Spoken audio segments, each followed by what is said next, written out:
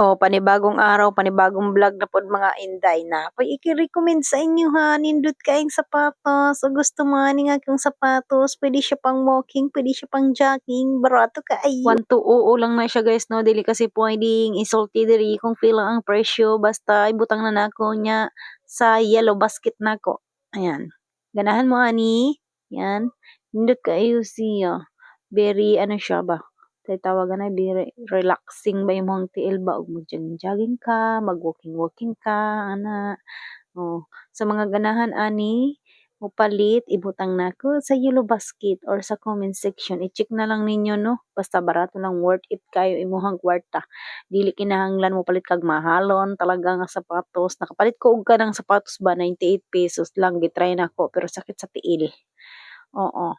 Kaya dili na ko to i-recommend sa inyo ha nakapalit ko. So, ang akong mangduha nga gipalit mao ni pang-jogging, pang-walking talaga ni ambot kung pila na mi ka days nag-walking. So, inani ang iyahang box na madawat ninyo guys.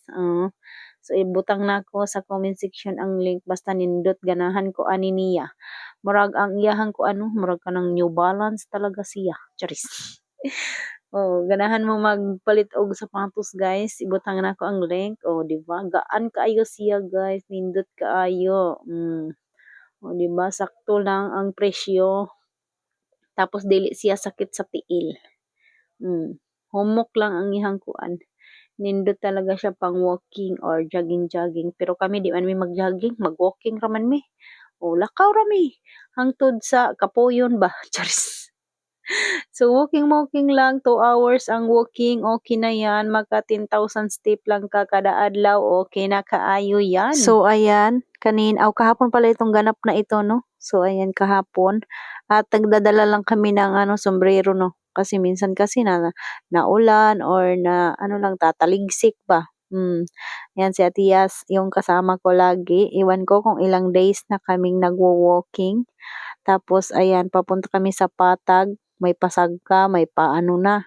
Tapos, ayan, hinihingal na talaga si Ate Yas.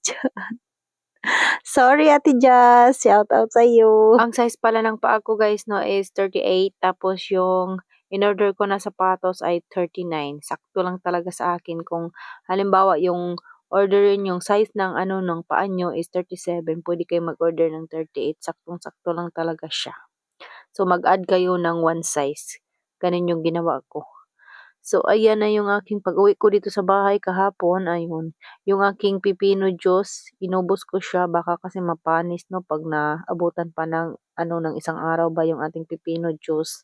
Siyempre, pagkatapos nating mag-jogging ay nag-duty agad ako dito sa tindahan kasi hindi naman ako naniningil na. May inuutosan na yan si Papa doon para maningil.